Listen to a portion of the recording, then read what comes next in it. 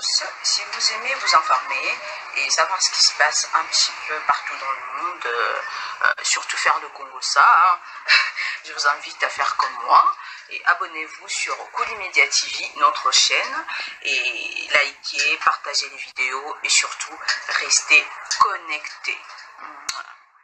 Un mot à Lingala.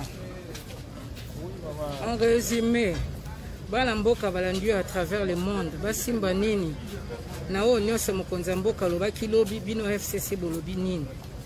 Nakanisi instance ya délibération et ya décision ya FCC la conférence de président ezalaki awa omonaki ke siégé pendant 3 heures de manière sans désemparer pe euti kopesa maloba soki ezalaki kaka baporte-parole. Nakanisi biloba liboso ezalaki ya korapele ke baconsultation wana esalemaki de manière unilatérale par mokonzi ya mboka et à conclure en groupe de manière unilatérale. De telle sorte que, et malheureusement, la conclusion en a pour la plupart, si pas l'essentiel, est d'aller contraire à la Constitution. Alors, FCC nous dit que les alliés concernés, les alliés tenus par la conclusion des alliés unilatérale, issue d'une initiative unilatérale, puis les alliés contraires à la Constitution. Nakanisi ba détail nyonso ezali siko na déclaration d'Okuta. Mais nesika nini penza bino momoni mokonza mboka alobi makambo ekutani na maimanso bino bokanisa kite. Non, nakanisi que il est ce que okoti makwela na mwasi olingi ko divorcer. Je pense que maloba ezalaka entre bino quitte à ce que ceux qui boyokani te bokende ata na tribunal problème eza te. Likambango ebandaki na prestation de serment unilatérale ya ba juge constitutionnel et si likuna déclaration publique, disons discours ya mokonzi oyo eanisaki baconsultation toujours unilatérale pe ekeiti baconsultation yango ndenge esalemaki.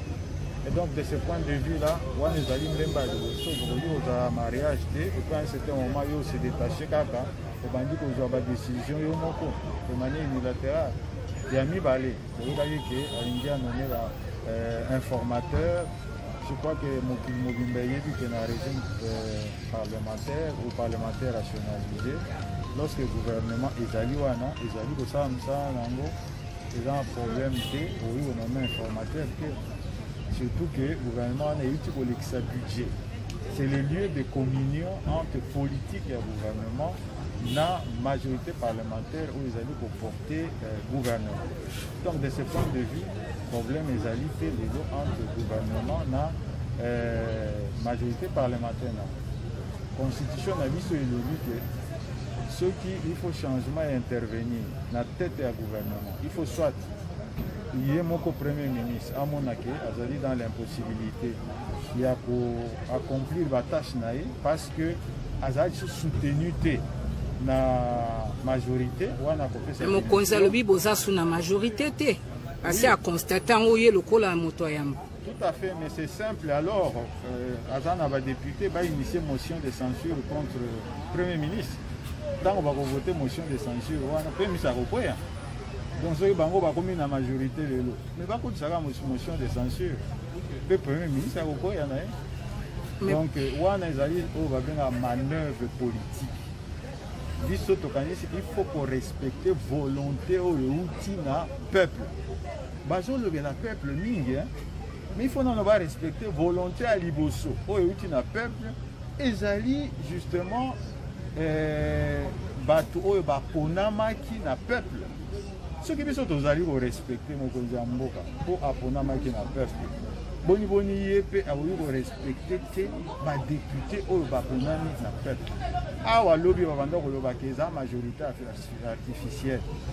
Pour un bazo qui masiko na sima majorité artificielle wana pour que ça bango kanyaka po bauta na kana bango bakende na kana bango. Mais osala bino ndenge nini yo en tant que patron à FCC au mona ndenge ba député à majorité ba signé pour te bureau ya assemblée et quoi yo moko aux appels député national aux lokola chef ya bateau ba établir est-ce que quelque part Nemi Moulania a koité na musalo ba pesa qui na autorité morale. Non, vous allez informer tes maman parce que les chiffres donnent autour de 92 députés Oyo Basignaki Kuna.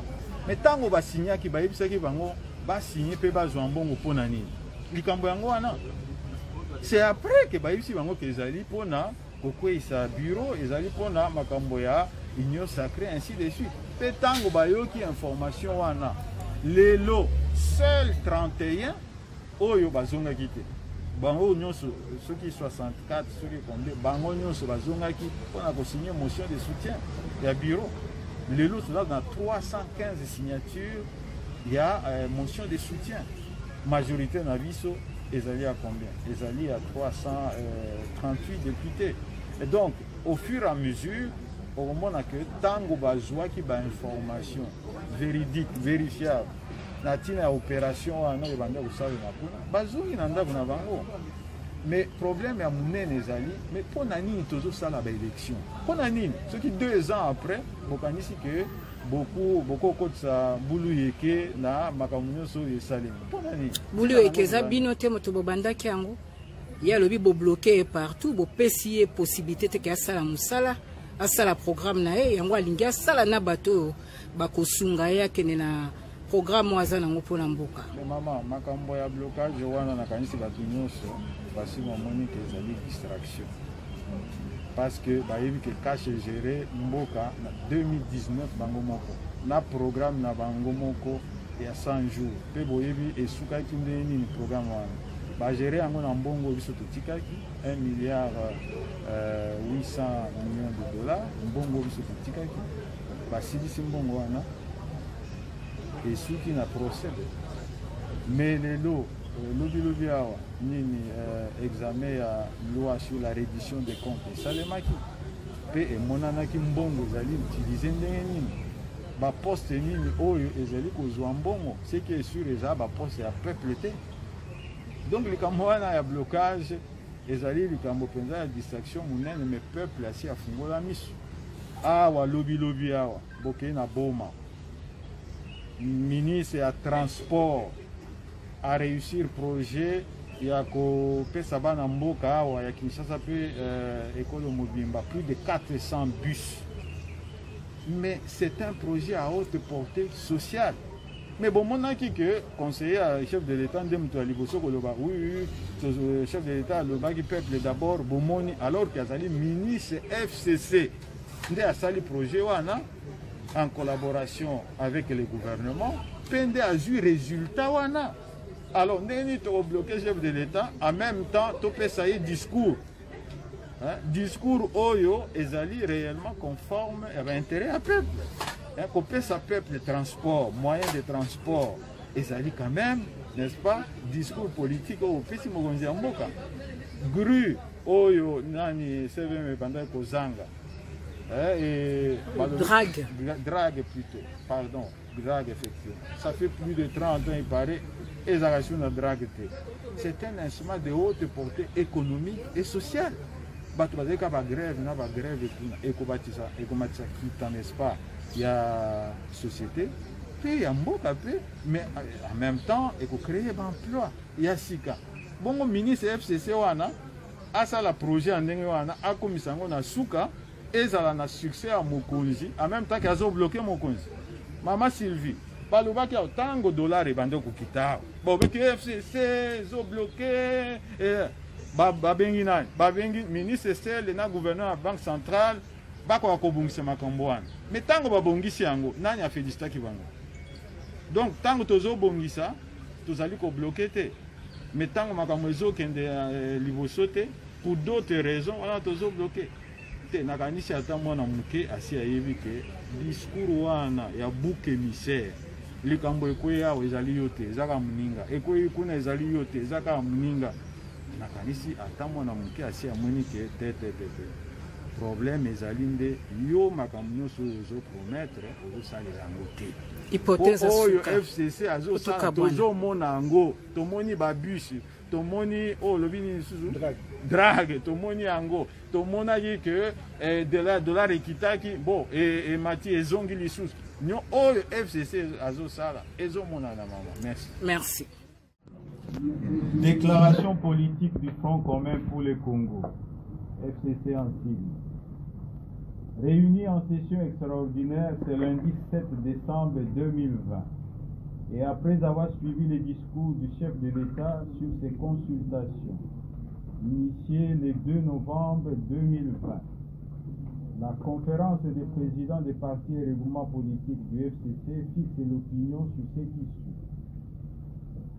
Quoique n'ayant pas participé à ces consultations pour des raisons antérieurement exprimées et en dépit de leur caractère non inclusif, le FCC note que les conclusions unilatérales qu'en tire le président de la République violent gravement la Constitution et servent de prétexte pour liquider, par l'instauration d'un régime dictatorial au service d'un pouvoir personnel, les institutions démocratiques établies au terme des dernières élections générales du 30 décembre 2018.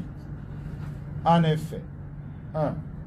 La désignation d'un informateur là où existe un gouvernement de plein exercice, soutenu par une majorité confortable, est une violation flagrante et intentionnelle de la Constitution.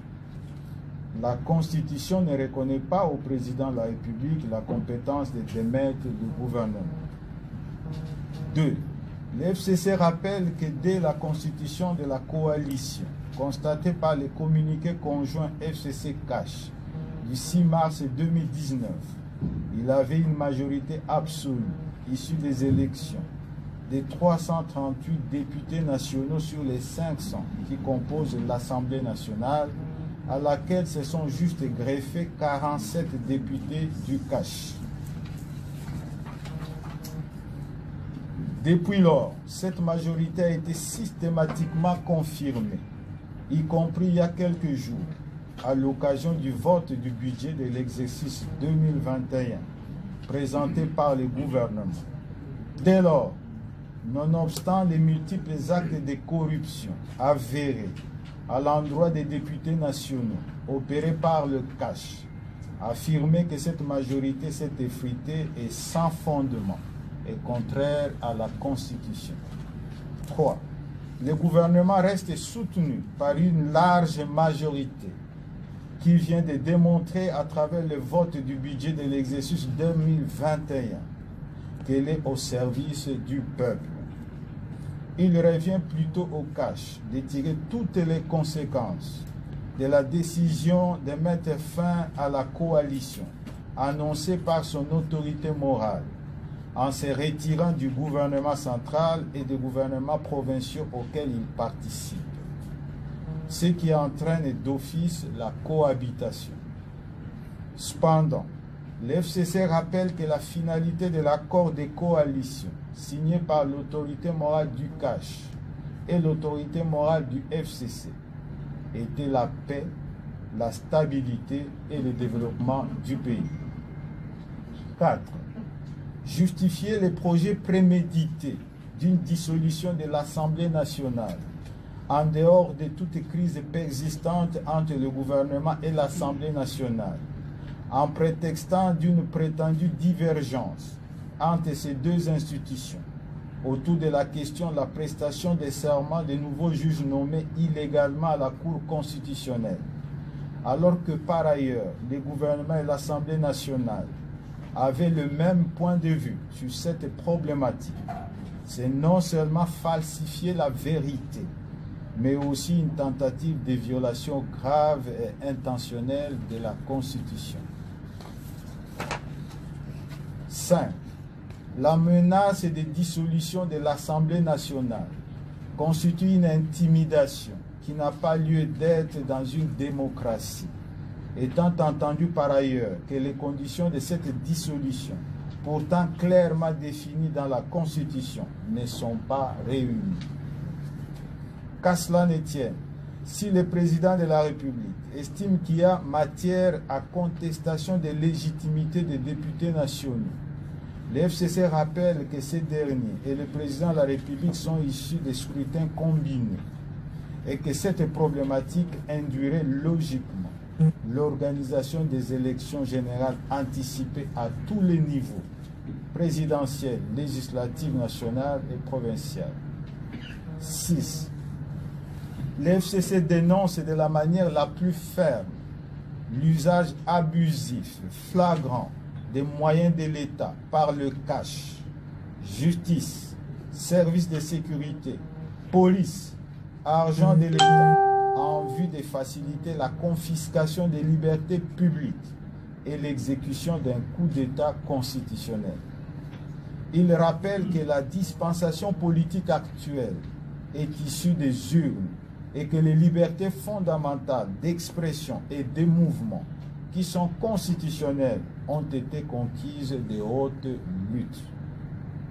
De ce qui précède, 1. Le FCC prend acte de la décision du président de la République de mettre fin à la coalition, avec les conséquences qui s'imposent pour les caches telles qu'évoquées au point 3 de la présente déclaration. 2. Le FCC ne se sentant nullement concerné par les annonces inconstitutionnelles du chef de l'État, le rejette en bloc. Il assure son ferme soutien au Premier ministre et son gouvernement, ainsi qu'au bureau de l'Assemblée nationale et du Sénat. 3. Le FCC qui prend à témoin l'opinion tant nationale qu'internationale sur la crise institutionnelle que tente de créer artificiellement le président de la République et sa famille politique, usera de tous les moyens de droit et politique pour y faire face et fixera sa conduite à tenir dans les prochaines heures. Le FCC informe le public qu'il va demander à son autorité morale, le président de la République honoraire, son Excellence Joseph Kabila Kabange, de donner sa part de vérité afin d'éclairer l'opinion sur la situation politique du pays ainsi créée par le président de la République. 5. Le FCC appelle la population à rester mobilisée contre la tentative en cours de hold-up de sa volonté souverainement exprimée dans les urnes en confiant la majorité parlementaire au FCC. Fait à Kinshasa le 7 décembre 2020, la conférence des présidents.